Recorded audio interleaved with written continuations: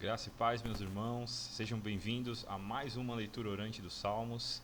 Com muita alegria que eu recebo vocês aqui hoje para estar comigo mais uma vez, para nós podermos juntos meditarmos e refletirmos na palavra de Deus, né? E hoje nós vamos falar sobre o Salmo 116, né, que é o salmo que nós vamos meditar no dia de hoje. O Salmo 116 ele é um salmo de 19 versos, né?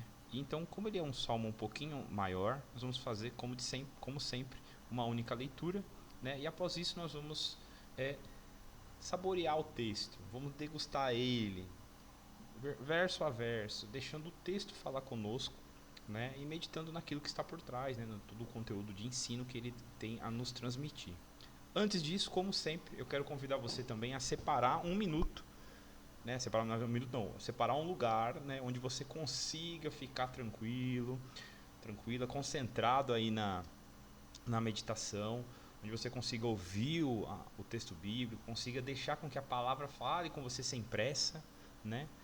Eu sei que a nossa mente geralmente está cheia de coisas, mas nós precisamos aprender a confiar em Deus e descansar. Separar para Ele um tempo propício para isso, tá bom? Então eu convido você a fazer isso junto comigo, tá bom? Vamos fazer a leitura, então, do Salmo 116? O Salmo 116 diz assim: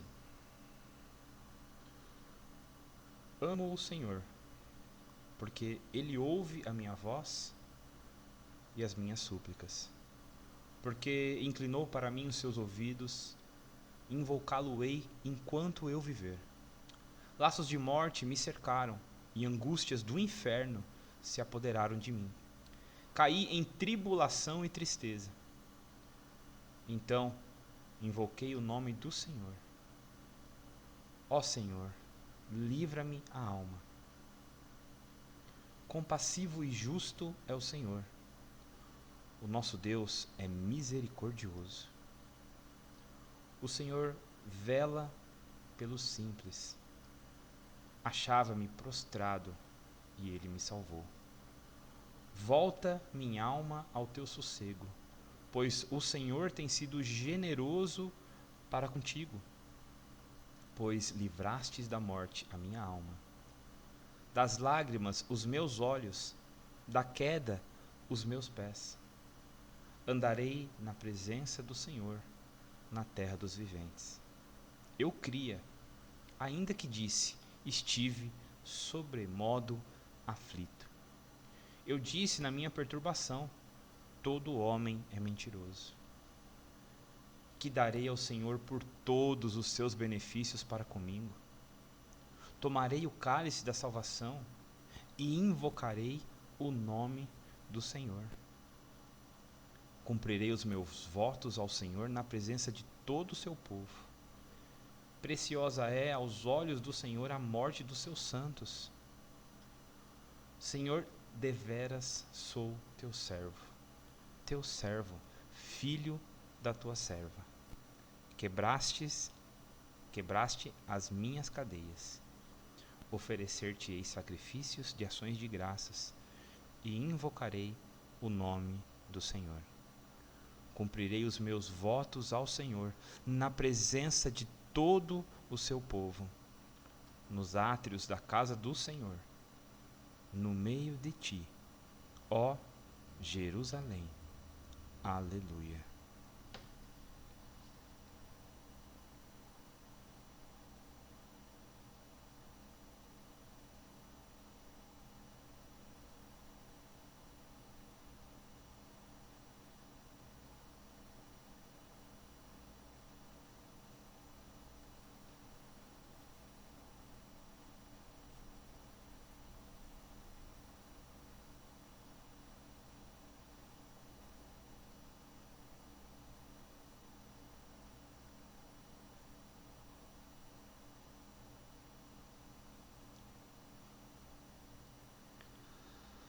Amém. Meus irmãos, o Salmo 116 faz parte, né, como eu tenho falado, do Halel egípcio, né, que é um conjunto de salmos que vai do 113 até o 118.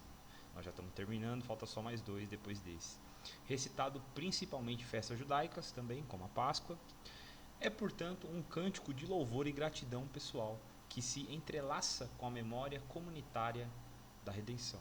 O salmista expressa com profundidade pessoal o amor e a confiança em Deus, por ter sido libertado da morte e do sofrimento. Então, na tradição cristã, o salmo aponta para a redenção em Cristo, que é a libertação definitiva do poder da morte. Esse é o contexto do Salmo 116 que nós vamos tratar. A estrutura dele é uma estrutura de 4 pontos, né? Nós temos aqui falando do verso 1 até o verso 2 sobre amor e confiança no Deus que ouve, que responde. Depois nós temos do verso 3 até o verso 6 libertação divina em meio ao desespero, né? A resposta de Deus a esses clamores. Nós temos do verso 7 até o verso 11 descanso e gratidão pela salvação recebida. E nós temos no verso 12 até o 19 resposta de adoração e compromisso com Deus, né? Então são sobre esses 4 pontos que nós vamos falar. Então o primeiro deles, né, a primeira parte começa lá no verso 1 e 2. Vamos ler eles novamente para a gente refrescar a nossa memória, né? E diz assim: amo o Senhor porque Ele ouve a minha voz e as minhas súplicas, porque inclinou para mim os seus ouvidos, invocá-lo-ei enquanto eu viver. Então aqui o salmista começa demonstrando o seu amor a Deus pela confiança no caráter de quem Ele é e na certeza da resposta que Ele sempre manifesta aos seus filhos, né? O salmista inicia com uma declaração de amor, não baseada em um mero sentimento, mas em resposta a uma graça experimentada. Então o Senhor derrama a graça sobre nós, nos conduzindo a amá-lo. Então ele começa com uma confissão: amo o Senhor. É uma expressão que precisa ser viva em nossos corações. Nós precisamos amar a Deus, guardar os seus mandamentos, viver de acordo como Ele instituiu nas Escrituras. E ele fala, por que ele ama? Porque Ele ouve a minha voz e as minhas súplicas. E depois, né, no resto do Salmo, ele vai explicando o que ele quer dizer, por que ele ama o Senhor, como assim Ele responde, como assim Ele ouve a minha voz e responde as minhas súplicas, como assim? No resto dos versos, né, desse Salmo, ele vai explicando, ele vai destrinchando essa declaração de amor. Então, segundo a teologia reformada, o amor do crente é sempre resposta à graça de Deus. Então, o que isso significa? Né? Que por que nós amamos a Deus? Porque Deus nos amou primeiro. Nós só somos capacitados a amá-lo, a dizer que nós temos amor, temos prazer na sua presença, porque Ele nos capacitou primeiramente. Então esse salmo começa nos chamando a essa reflexão, né? Que nós temos que ter uma vida de amor a Deus, essa precisa ser a nossa expressão de fé, esse amor a Deus, ter uma vida diante de Deus, né? Que é o corandio, temos que ter essa vida na presença de Deus. Precisamos manifestar essa gratidão a Ele com as nossas obras, seja a adoração, seja o bem que nós fazemos, mas tudo isso não produz a graça. Pelo contrário, é a graça que nos capacita a isso. Ela que nos empurra para frente, ela que nos impulsiona, ela que derrama sobre nós e nos avança em direção a Deus. Não é uma ação meramente nossa, mas é uma ação da providência divina que age a nosso favor, né? Então, Deus, a oração eficaz não é fruto do mérito, mas do relacionamento de aliança que Deus estabelece com os seus eleitos. Então, qual que é a confiança que nós temos em que Deus ouve as nossas orações, ouve as nossas petições? Qual é a certeza?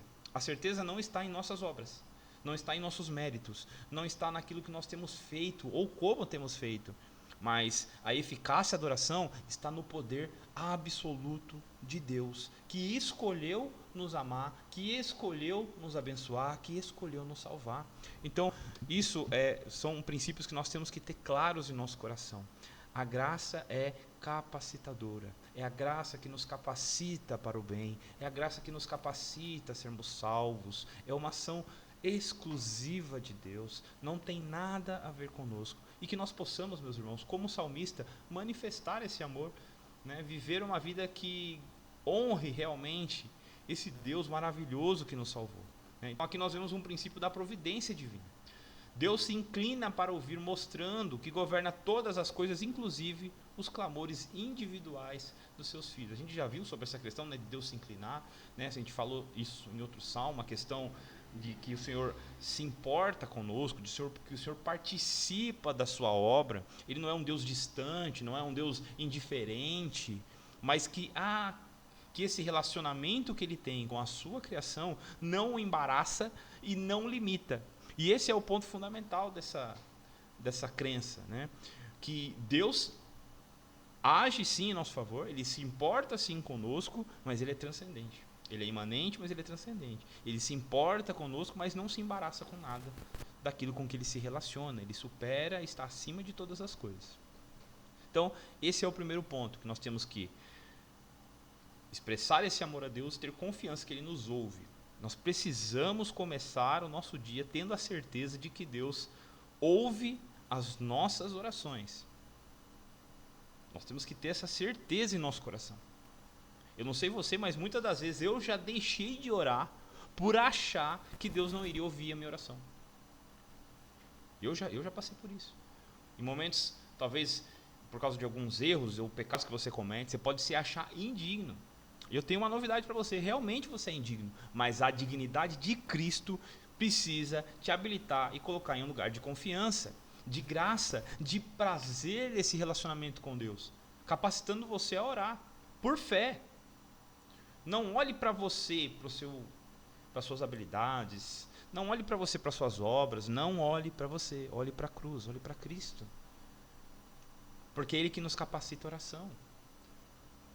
A oração é um relacionamento com Deus, é um modo de se relacionar com Ele, que Ele mesmo instituiu nas Escrituras, para que nós façamos. Então a oração é fundamental para nós, irmãos. Não existe vida, guarde bem isso, não existe vida de relacionamento com Deus sem oração, não existe.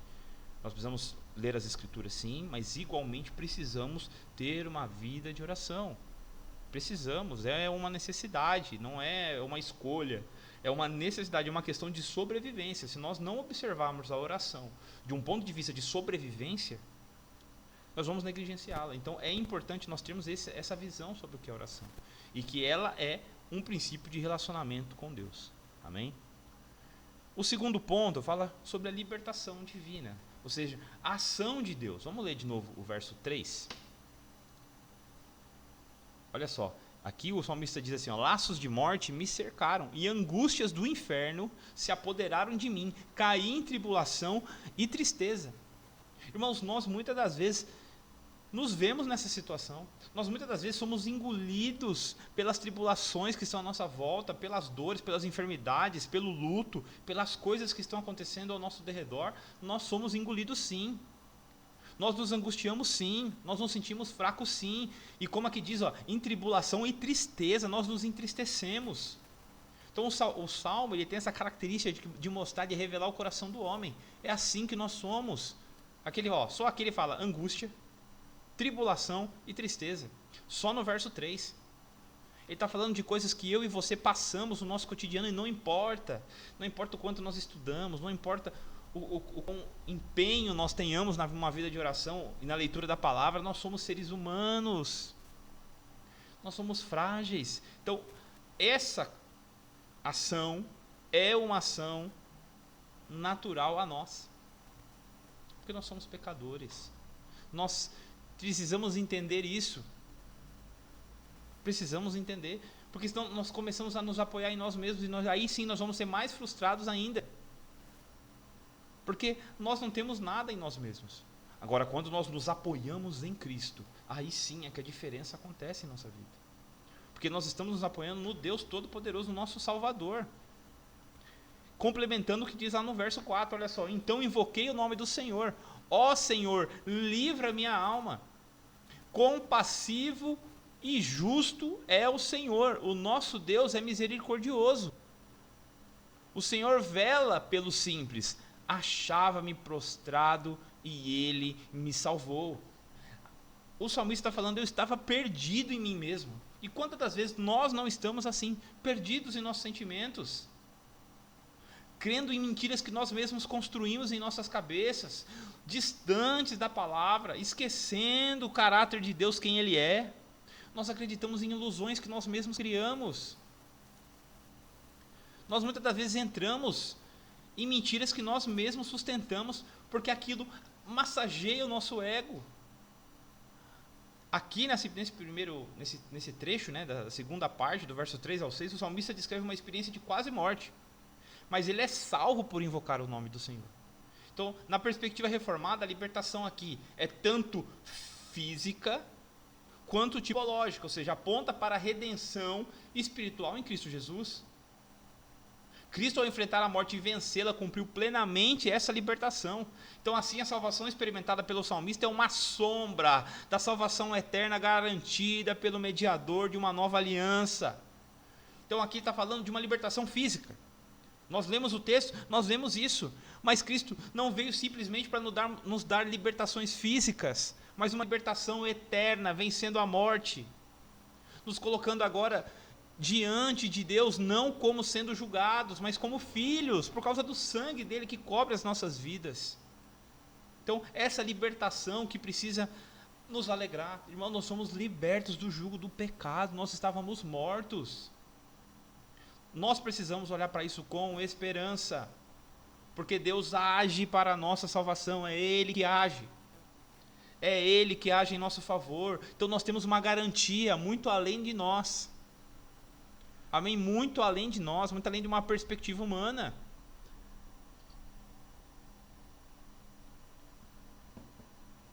E como nós somos tentados a confiar em nós mesmos? Nós somos tentados a confiar em nós mesmos o tempo todo.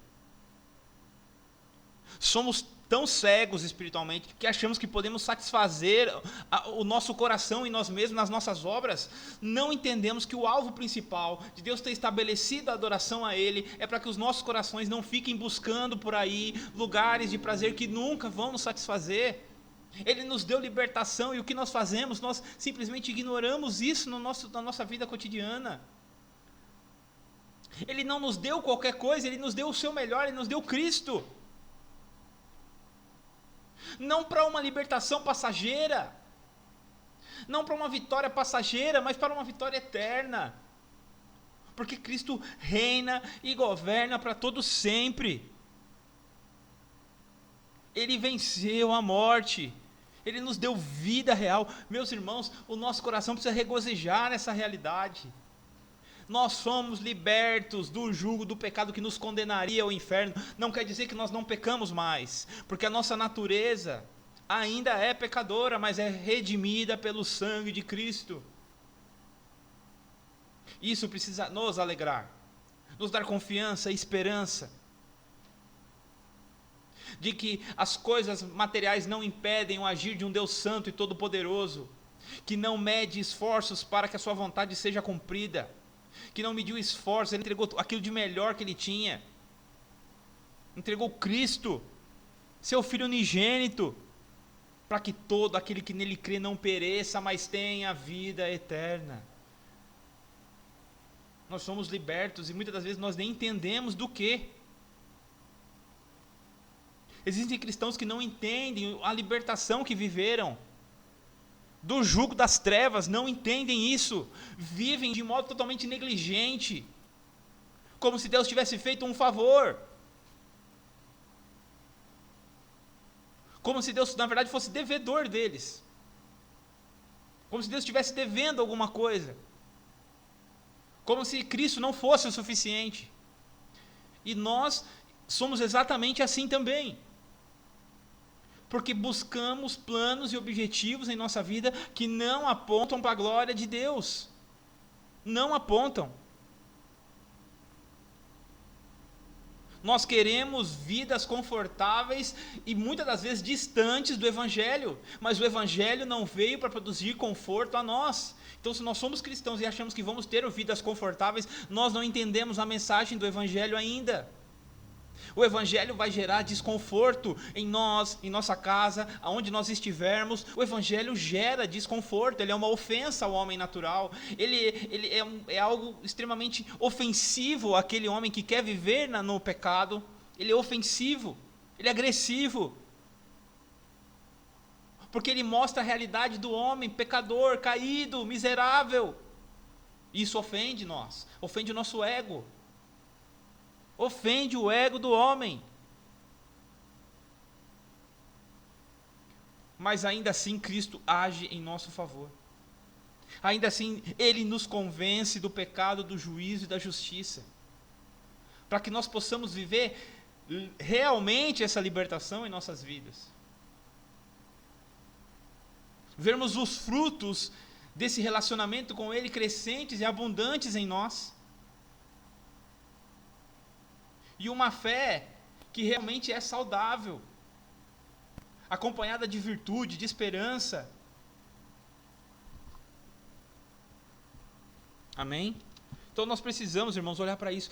Cristo nos libertou verdadeiramente, poderosamente, de modo cabal. Nós não vivemos mais em buscas agora de novos processos de libertação. Não, nós precisamos sim que a nossa consciência seja liberta do jugo do pecado, das práticas antigas, não esquecendo a purificação de nossos pecados, que muitas das vezes ainda continuamos praticando. Porque não entendemos como Cristo supriu perfeitamente os nossos corações. Então buscamos constantemente suprir esse ídolo dentro de nós, fora da cruz. Quão tolos somos. Precisamos entender a libertação que Cristo fez por nós. Há um tempo atrás, um pregador aí muito conhecido disse uma heresia muito grande em relação a isso, dizendo que a obra de Cristo era perfeita, mas não era completa. O que ele estava querendo dizer é que nós precisamos continuar cooperando para a nossa libertação. Mas para dizer isso, ele precisou negar a obra perfeita da cruz. Ao contrário dele, que nós possamos entender que a libertação em Cristo é de uma vez por todas. Nós já somos abençoados, e a bênção é dada por Cristo nas regiões celestiais. Ele é a própria bênção que nós precisamos, Ele é a cura que nós precisamos, Ele é a resposta, Ele é a libertação, Ele é a salvação. Todas as coisas apontam para Jesus, e o nosso propósito de vida também precisa apontar. Depois do verso 7 até o verso 11, nós vemos o descanso e gratidão por essa salvação. Aqui entra o ponto prático da coisa, né? Vou ler aqui de novo o verso 7, diz assim, volta minha alma ao teu sossego, pois o Senhor tem sido generoso para contigo, pois livraste da morte a minha alma, das lágrimas os meus olhos, da queda os meus pés. Andarei na presença do Senhor na terra dos viventes. Eu criei ainda que disse, estive sobremodo aflito.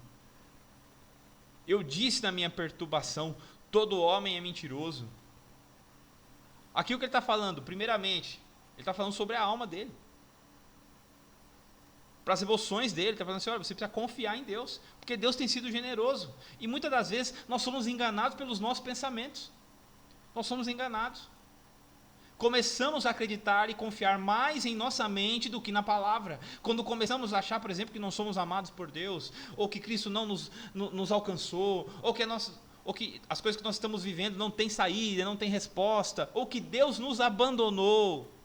São enganos e mentiras, que nós damos ouvidos a nós mesmos, a nossa mente limitada, e doente pelo pecado, deixando completamente de lado, meus irmãos, a vontade maravilhosa de Deus. E lá no 8 ele fala, por quê? Ele fala assim, pois livraste da morte a minha alma, das lágrimas os meus olhos, da queda os meus pés. É como se ele estivesse falando, olha, eu quero trazer à minha memória, como está lá em Jeremias, aquilo que me pode dar esperança. A saber, as misericórdias de Deus se renovam a cada manhã. Esse é o contexto. Nós temos que trazer à memória as promessas que nós temos, que já são cumpridas perfeitamente em Cristo, para que os nossos pés não vacilem. Todos nós passamos por tribulações, e o salmista aqui deixa claro. Por mais que ele tenha vivido essa experiência de confiança em Deus, não quer dizer que agora ele se tornou um super crente invulnerável a problemas. Isso é uma grande mentira, e quem promete isso na fé é um charlatão, um falso mestre. Porque nós vamos ter problemas, independente de quanta comunhão nós tenhamos com Deus.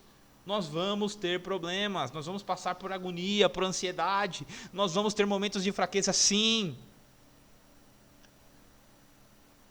Mas o segredo está em voltar os nossos olhos para a cruz, em esquecer os nossos pensamentos e ler a palavra.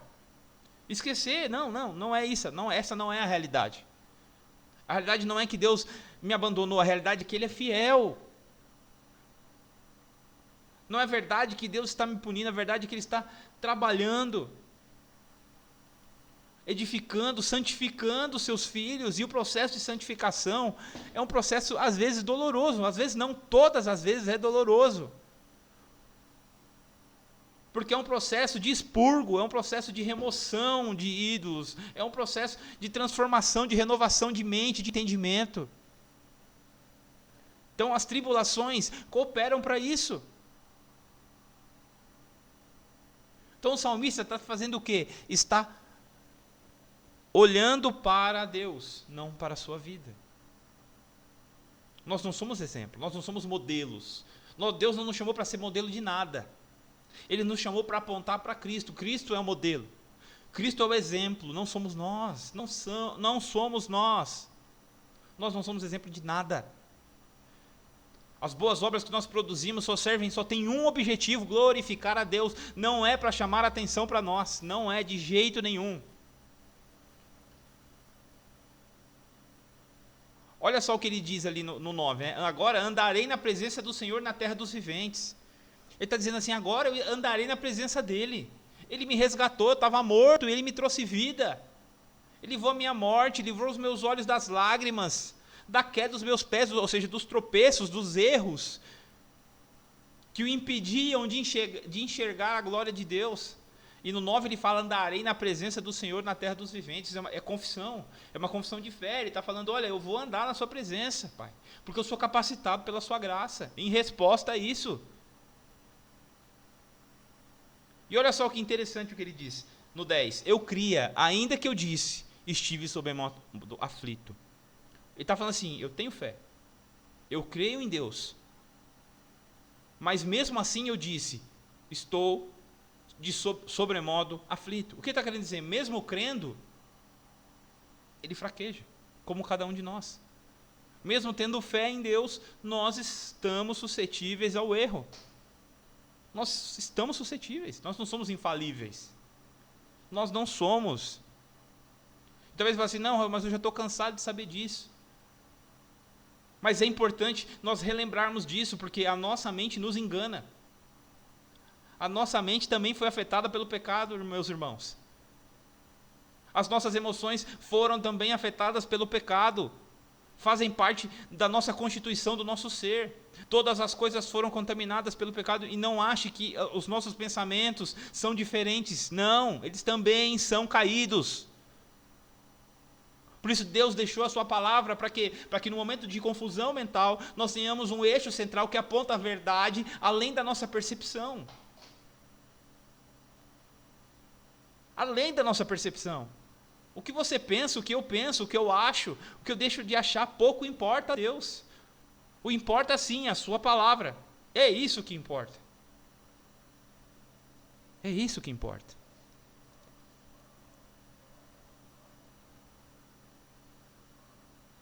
Aí ele diz assim, volta minha alma ao teu repouso, pois o Senhor tem sido generoso para contigo. O salmista encontra descanso em Deus após a sua provação, como nós precisamos encontrar também. Ele é o nosso descanso. Essa ideia ecoa na doutrina reformada a segurança dos santos. Os redimidos podem descansar porque sua salvação está firmada na fidelidade divina, não em suas obras. Então, livraste da morte a minha alma, que é do lado do verso 8, ela tem uma aplicação escatológica. É uma antecipação da ressurreição e vitória sobre a morte em Cristo. E ali nós vemos um testemunho de fé, como eu já disse, do verso 10 ao 11. É uma confissão que reflete um coração reformado. Cremos, por isso falamos, como está lá em 2 Coríntios 4,13. Ele está falando assim, o que nós estamos falando é uma expressão da nossa fé. Quando o salmista diz isso, ele está falando exatamente isso lá no 10 e no 11. Eu cria, ainda que disse, estive sobremodo aflito. Eu disse na minha perturbação, todo homem é mentiroso. Era uma resposta natural a isso. Natural aos problemas. Mas ainda assim, a sua fé estava depositada em Deus. E do verso 12 até o 19, nós vemos uma resposta de adoração e compromisso. Vamos ler de novo o verso 12? Diz assim, ó: que darei ao Senhor por todos os seus benefícios para comigo? É uma pergunta. E lá no 13 é a resposta: tomarei o cálice da salvação e invocarei o nome do Senhor. Essa é a resposta que nós temos que dar, a confiança, a fidelidade. Essa é a resposta: tomarei o cálice da salvação e invocarei o nome do Senhor. Aqui está falando em resposta a tudo que Deus é. O que eu vou viver? Vou viver uma vida em comunhão com Ele, uma vida de relacionamento com Ele. No 14, cumprirei os meus votos, ou seja, serei fiel ao Senhor na presença de todo o seu povo. Preciosa é aos olhos do Senhor a morte dos seus santos. Aqui mostra a sabedoria divina sobre vida e morte, uma afirmação da doutrina da providência. Então, meus irmãos, né, o cálice da salvação, aqui só falando do verso 13, né, o cálice da salvação remete no contexto cristão à ceia do Senhor, onde celebramos a salvação consumada por Cristo. Um reflexo da aliança: tomarei o cálice da salvação. Meus irmãos, que nós possamos olhar para esse salmo e dar essa resposta de adoração e compromisso que o salmo nos convida a dar. Que nós possamos ter prazer nas coisas de Deus. Nós precisamos ter prazer nas coisas de Deus. Analise a maneira como você se relaciona com a palavra, como você se relaciona com o culto, como você se relaciona com a oração, com a leitura bíblica, a meditação. Analise a maneira como você tem feito isso. E se arrependa caso sim você tenha tratado qualquer uma dessas coisas como uma obrigação. Se você tem buscado fazer isso somente para que as pessoas te vejam, arrependa-se do seu pecado, pois Deus nos chamou para ter prazer no relacionamento com Ele. Não cumprir simplesmente metas e bater a carteira. Não foi para isso que Deus nos chamou. Ele nos chamou para uma vida de intimidade real com Ele. Nós somos capacitados pela graça a isso, a viver nesse lugar de comunhão. E essa é a resposta que nós temos que dar a Ele: adoração e compromisso. A adoração não consegue estar separada de gratidão e prazer em Deus. Ela não consegue. Senão não é adoração. Adoração é resposta a Ele. Ó Deus, Tu és grandioso, Pai. Tu és santo, Tu és maravilhoso. Não existe adoração sem gratidão e prazer em Deus. É impossível adorá-lo. E é impossível adorá-lo fora de Cristo. Impossível. Não tem como adorar a Deus fora de Cristo. Não tem como. Nós precisamos de Cristo. A nossa adoração aponta e precisa apontar para Cristo. Ele é o eixo da adoração. Não existe fora de Cristo adoração, nem relacionamento com Deus. Não existe nada fora de Cristo que nos leve diante do Pai como filhos. Não existe, meus irmãos. E o salmo termina com o povo reunido no templo, expressando que a redenção pessoal leva à adoração comunitária. Olha só o que diz lá nos últimos versos. No último verso, né? Ele fala assim, ó, no 18: cumprirei os meus votos ao Senhor na presença de todo o seu povo, da comunidade, nos átrios da casa do Senhor, no meio de ti, ó Jerusalém. Ou seja, aqui é um reflexo da eclesiologia reformada, onde a vida do crente se integra à adoração do corpo de Cristo, em comunidade adorando a Deus, não somente individual. Eu sempre digo isso, né? O evangelho não combina com o egoísmo. O evangelho tem tudo a ver com a coletividade, com a comunhão, com a comunidade. Não existe uma prática do evangelho que seja individualizada. Não existe. O evangelho é sempre em conjunto. O evangelho é em conjunto. A evangelização é em conjunto. Jesus mandou: vai de 2 em 2, não vai sozinho. Existe essa essência de comunhão, de comunidade. O corpo de Cristo é o quê?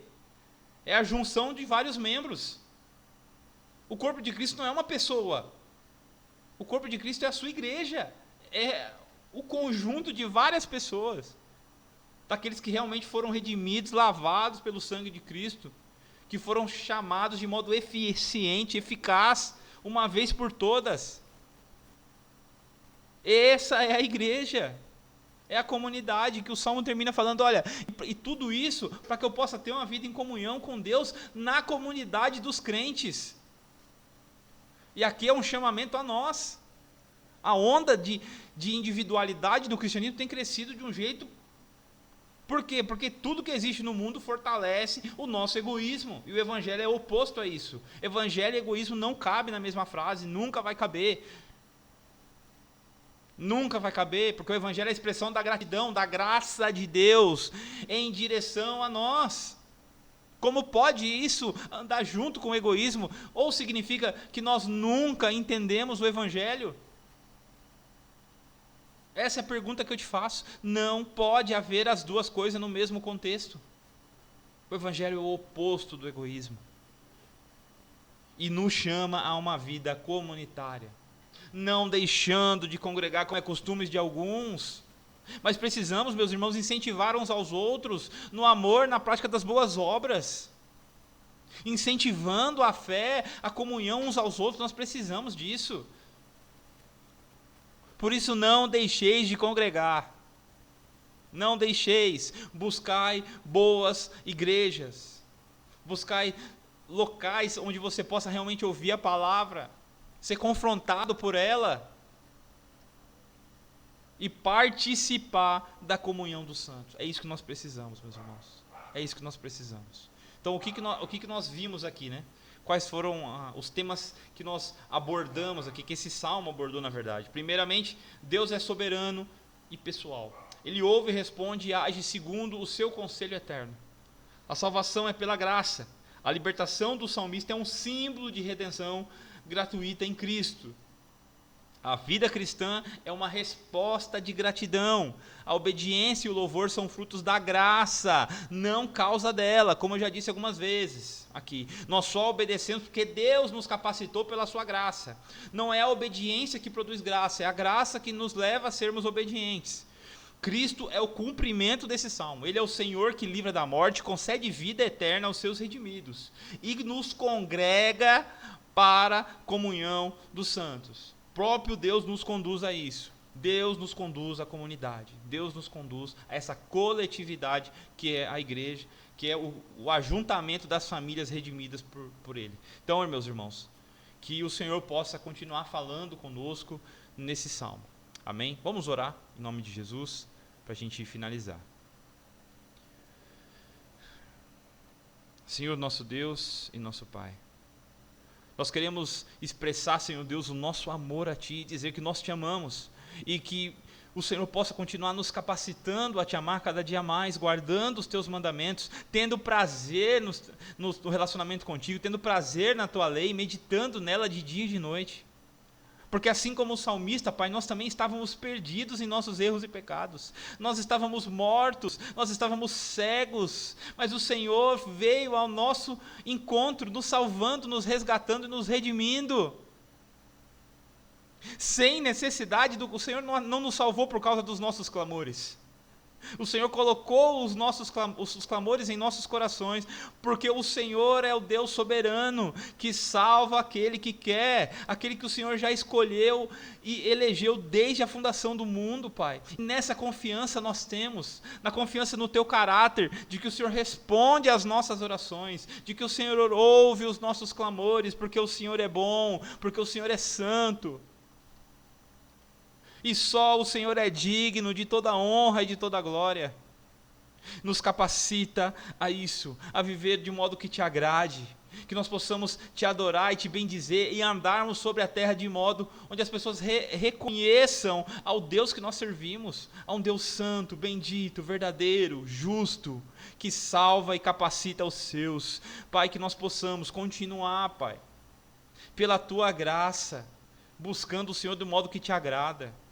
E que possamos nos reunir em comunidade, porque essa é a Sua vontade.